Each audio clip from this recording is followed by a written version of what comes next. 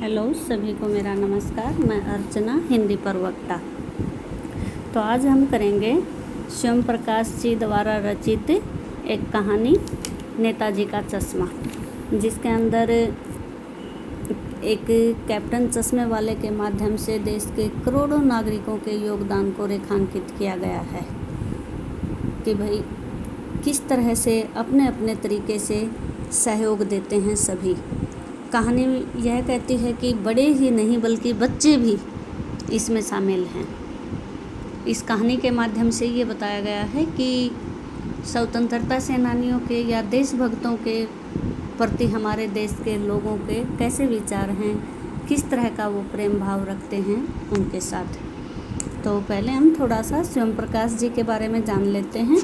स्वयं प्रकाश जी का जन्म 20 जनवरी 1947 को इंदौर में हुआ था और बचपन में ही वे राजस्थान में रहने लग गए थे। उनका जो ज़िंदगी का ज़्यादा जो हिस्सा है वो राजस्थान के जयपुर में ही बीता है। बाद में रिटायरमेंट के बाद वो वापस इंदौर में आ गए थे और साहित्य में तो उनकी वैसे रुचि थी, लेकिन ये एक मैकेनिकल इंजीनियर थे। एक औद्योगिक प्रतिष्ठान में नौकरी करते थे और वहीं पर इनका किस तरह से साहित्य में रुचि जागृत हुई और साहित्य के इन्होंने बहुत से रचनाएं लिखी, जैसे सूरज कब निकलेगा, आएंगे अच्छे दिन भी, आदमी जात का आदमी इनके कहानी संग्रह हैं। और बीच में विनय और ईंधन इनके उपन्यास बहुत ही चर्चित रहे हैं। इन्हें कई सम्मानों से भी सम्मानित किया गया, जैसे पहल सम्मान, वनमाला सम्मान, राजस्थान साहित्य अकादमी सम्मान और 2011 में इनको प्रतिष्ठित आनंद सागर कथाक्रम सम्मान से भी नवाजा गया। इनको मध्यम वर्गीय जीवन के कुशल चितेरे माना जाता है। इनकी कहानियों में वर्ग शोषण के विरुद्ध चेतना है, तो हमारे सामाजिक जीवन में जाति, संप्रदाय, लिंग के आधार पर जो भेदभाव हो रहे हैं उनके खिलाफ भी प्रतिकार का स्वर नज़र आता है। इनकी जो कहानियां हैं वो किस्सा गोई कहानियां हैं, यानी रोचक किस्सा गोई कहानियां हैं कि बहुत ही किस्से के रूप में इनकी कहानियां सुनाई जाती हैं और वाचिक जो परंपरा को समृद्ध करती हैं। इनको एक मध्यम वर्गीय समाज का कुशल चितेरा माना गया है और देश के लोगों को भी प्रेरित करने का एक अच्छा इन्होंने रास्ता चुना है। 7 दिसंबर 2019 को इनका निधन हो गया। तो अब हम करेंगे नेताजी का चश्मा कहानी। ये जो कहानी है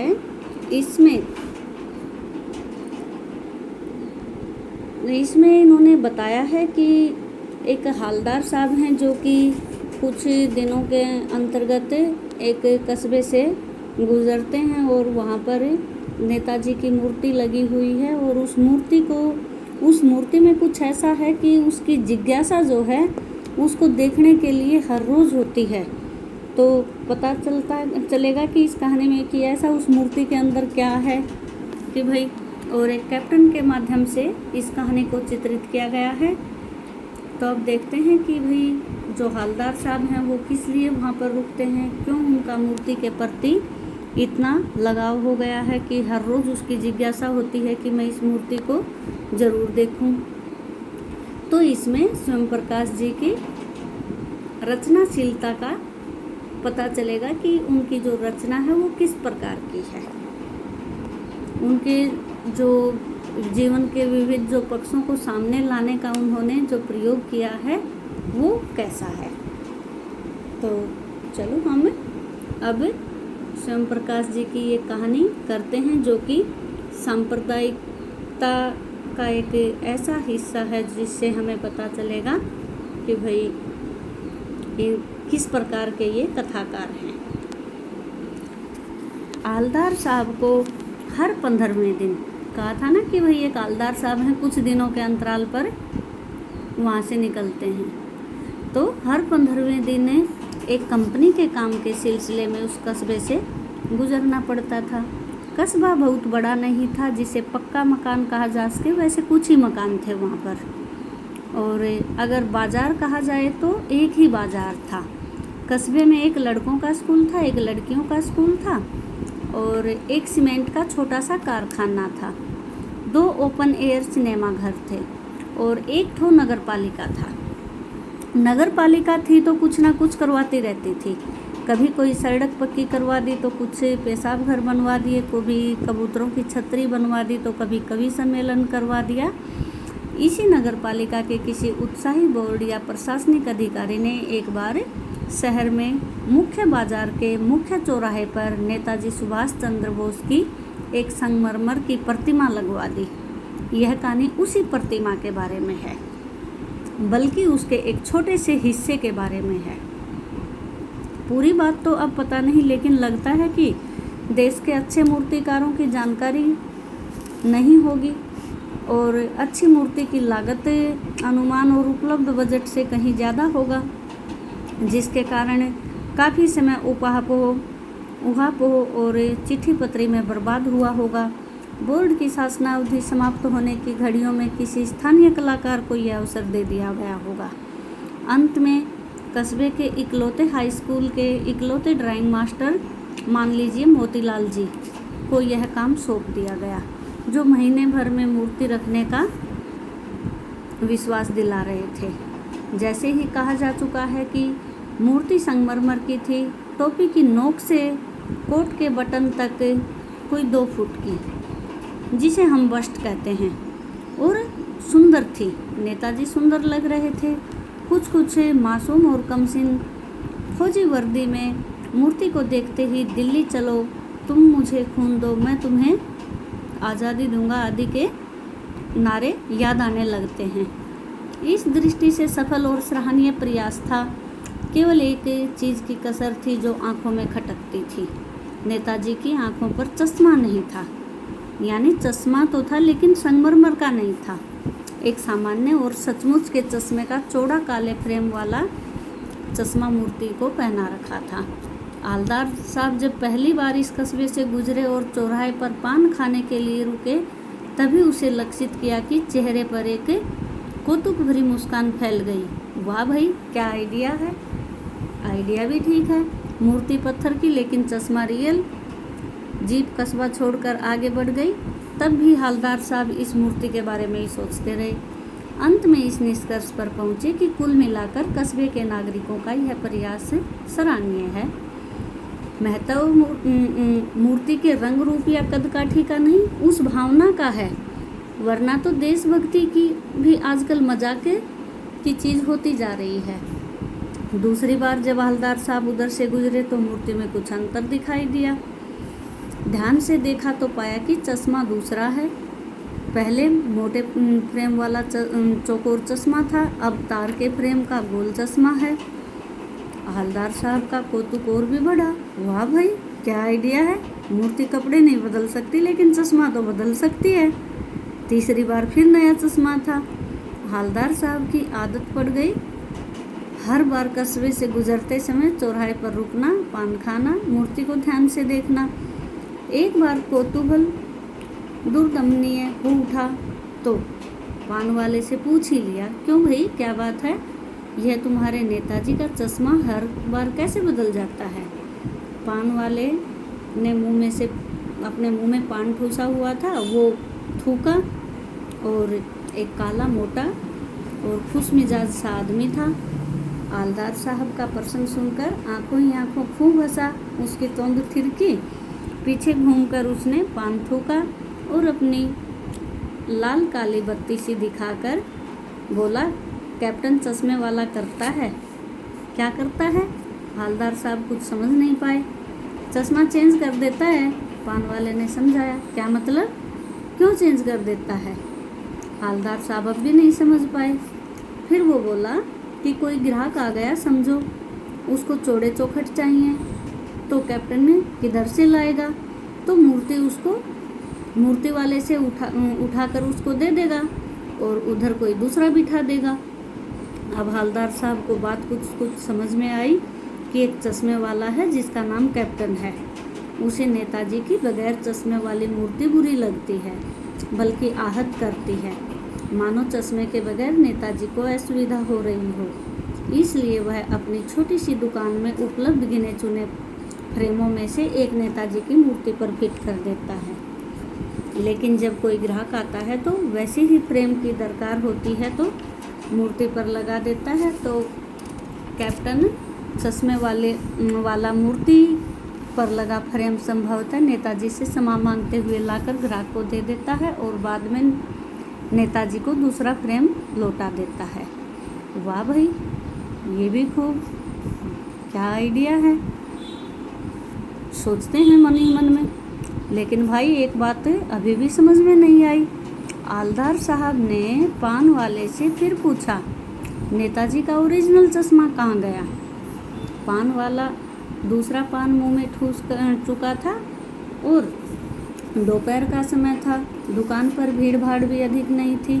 फिर आंखों ही आंखों में हंसा, उसकी तोंद थिरकी, कत्थे की डंडी फेंक पीछे मुड़कर उसने नीचे पीक थूका और मुस्कुराता हुआ बोला, मास्टर बनाना भूल गया। पान वाले के लिए यह एक मज़ेदार बात थी, लेकिन हवलदार साहब के लिए चकित और गर्वित करने वाली। यानी वह ठीक ही सोच रहे थे। मूर्ति के नीचे लिखा था, मूर्तिकार मास्टर मोतीलाल, वाकई कस्बे का अध्यापक था। बेचारे ने महीने भर में मूर्ति बनाकर पटक देने का वादा कर लिया होगा, बना भी ली होगी, लेकिन पत्थर में पारदर्शी चश्मा कैसे बनाया जाए, कांच वाला, यह तय नहीं हो पाया होगा। या कोशिश की हो गई और असफल रहा होगा, या बनाते बनाते कुछ बारीकी के चक्कर में चश्मा टूट गया होगा, या पत्थर का चश्मा अलग से बनाकर फिट किया होगा और वो निकल गया होगा। उफ, हवलदार साहब को यह सब कुछ बड़ा विचित्र और कौतूहल भरा लग रहा था। इन्हीं ख्यालों में खोए खोए पान के पैसे चुकाकर चश्मे वाले की देशभक्ति के समक्ष नतमस्तक होते हुए वह जीप की तरफ चले और फिर रुके। पीछे मुड़े, पान वाले के पास जाकर पूछा, क्या कैप्टन चश्मे वाला नेताजी का साथी है या आज़ाद हिंद फौज का भूतपूर्व सिपाही है? पान वाला नया पान खा रहा था। पान पकड़े अपने हाथ में मुंह में 1.5 इंच दूर रोककर उसने हवलदार साहब को ध्यान से देखा, फिर अपनी लाल काली बत्ती सी दिखाई और मुस्कुरा कर बोला, नहीं साहब, वो लंगड़ा क्या जाएगा फौज में, पागल है पागल, वो देखो वो आ रहा है, आप उसी से बात कर लो, फोटो वोटो छपवा दो कहीं उसकी। हवलदार साहब को पान वाले द्वारा एक देशभक्त का इस तरह मजाक उड़ाना अच्छा नहीं लगा। मुड़कर देखा तो अवाक रह गए। एक बेहद बूढ़ा मरियल सा लंगड़ा आदमी, सिर पर गांधी टोपी और आंखों पर काला चश्मा लगाए, एक हाथ में छोटी सी संदूकची और दूसरे हाथ में बांस पर टंगे बहुत से चश्मे लिए अभी अभी एक गली से निकल रहा था और अब एक बंद दुकान के सहारे अपना बाँस टिका रहा था। तो इस बेचारे की दुकान भी नहीं है, फेरी लगाता है। हवलदार साहब चक्कर में पड़ गया। पूछना चाहते थे, इसे कैप्टन क्यों कहते हैं, क्या यही इसका वास्तविक नाम है? लेकिन पान वाले ने साफ बता दिया था कि अब वह इस बारे में और बात करने को तैयार नहीं। ड्राइवर भी बेचैन हो रहा था और काम भी था। हवलदार साहब जीप में बैठकर चले गए और 2 साल तक हवलदार साहब अपने काम के सिलसिले में उस कस्बे से गुजरते रहे और नेताजी की मूर्ति में बदलते हुए चश्मे को देखते रहे। कभी गोल चश्मा होता तो कभी चौकोर, कभी लाल, कभी काला, कभी धूप का चश्मा, कभी बड़े कांचों वाला गोगो चश्मा, पर कोई न कोई चश्मा जरूर होता। उस धूल भरी यात्रा में हवलदार साहब को कौतुक और प्रफुल्लता के कुछ क्षण देने के लिए एक बार फिर ऐसा हुआ कि मूर्ति के चेहरे पर कोई भी कैसा भी चश्मा नहीं था। उस दिन पान की दुकान भी बंद थी, चौराहे की अधिकांश दुकानें बंद थी। अगली बार जब मूर्ति की आंखों पर चश्मा नहीं था, हवलदार साहब ने पान खाया और धीरे से पान वाले से पूछा, क्यों भाई, क्या बात है, आज तुम्हारे नेताजी की आंखों पर चश्मा नहीं है? अब पान वाला उदास हो गया। उसने पीछे मुड़कर मुंह का पान नीचे थूका और सिर झुकाकर अपनी धोती के सिरे से आंखें पोंछता हुआ बोला, साहब कैप्टन मर गया। और कुछ नहीं पूछ पाए हवलदार साहब। कुछ पल चुपचाप खड़े रहे, फिर पान के पैसे देकर जीप में जा बैठे और रवाना हो गए।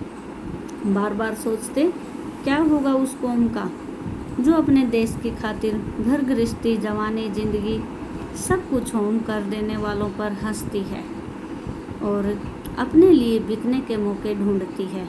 दुखी हो गए। 15 दिन बाद फिर उसी कस्बे से गुजरे। कस्बे में घुसने से पहले ही ख्याल आया कि आज मैं उस मूर्ति को देखूंगा ही नहीं, लेकिन कस्बे की हृदय स्थली में प्रतिमा ही प्रतिष्ठित होगी कि भाई, लेकिन सुभाष की आंखों पर चश्मा नहीं होगा। उसने सोचा कि भाई मैं आज उसको नहीं देखूंगा क्योंकि मूर्ति के ऊपर चश्मा नहीं होगा, क्योंकि मास्टर बनाना भूल गया, कैप्टन मर गया। सोचा कि आज वहाँ रुकेंगे ही नहीं। अब देखा कि भाई रुकेंगे नहीं तो पान भी नहीं खाएंगे, मूर्ति की तरफ देखेंगे भी नहीं, सीधे निकल जाएंगे। ड्राइवर से कहा चौराहे पर रुकना नहीं, आज बहुत काम है, पान आगे कहीं खा लेंगे। लेकिन आदत से मजबूर आंखें चौराहे आते ही मूर्ति की तरफ उठ गई। कुछ ऐसा देखा और चीखे, रोको रोको रोको। जीप स्पीड में थी। ड्राइवर ने जोर से ब्रेक मारे। रास्ता चलते लोग देखने लगे। जीप रुकते न रुकते हवलदार साहब जीप से कूदकर तेज तेज कदमों से मूर्ति की तरफ लपके और उसके ठीक सामने जाकर अटेंशन में खड़े हो गए। मूर्ति की आंखों पर सरकंडे से बना छोटा सा चश्मा रखा हुआ था, जैसे बच्चे बना लेते हैं। हवलदार साहब भावुक हैं और इतनी सी बातें उनकी आंखों में पानी भर आया, क्योंकि उन्होंने देखा कि भाई हमारे देश के जो बच्चे हैं वो भी किसी से कम नहीं हैं। बच्चों के मन में भी देशभक्ति की भावना भरी हुई है। वो चाहे कैसा भी बना रखा था, लेकिन उनकी जो भावना थी वो उससे प्रदर्शित हो रही थी कि भाई बच्चों ने एक नेताजी की जो मूर्ति है उसको, बच्चों को ये पता है कि भाई नेताजी चश्मा लगाते थे और बच्चों को भी वो मूर्ति बिना चश्मे के अच्छी नहीं लगी। तो इससे हम साबित हो रहा है कि हमारे देश के बच्चे भी हमारे देशभक्तों की बहुत इज्जत करते हैं और उनके प्रति अपना प्रेम भाव रखते हैं और उनके जज्बे को सलाम करते हैं। इससे पता चल रहा है। तो इस कहानी से हमें यही पता चलता है कि हमें अपने देशभक्तों के प्रति किस तरह की भावना रखनी चाहिए और किस तरह की भावना हमारे देश के लोगों के अंदर भरी हुई है। हमें अपने बच्चों को आज भी हमें अपने बच्चों को इस तरह की कहानियाँ पढ़ानी चाहिए, ताकि बच्चों को पता चले कि देशभक्ति क्या होती है, देश प्रेम क्या होता है। तो देशभक्ति से संबंधित सभी प्रकार की कहानियाँ हमें भी पढ़नी चाहिए और हमें अपने बच्चों को भी पढ़ानी चाहिए।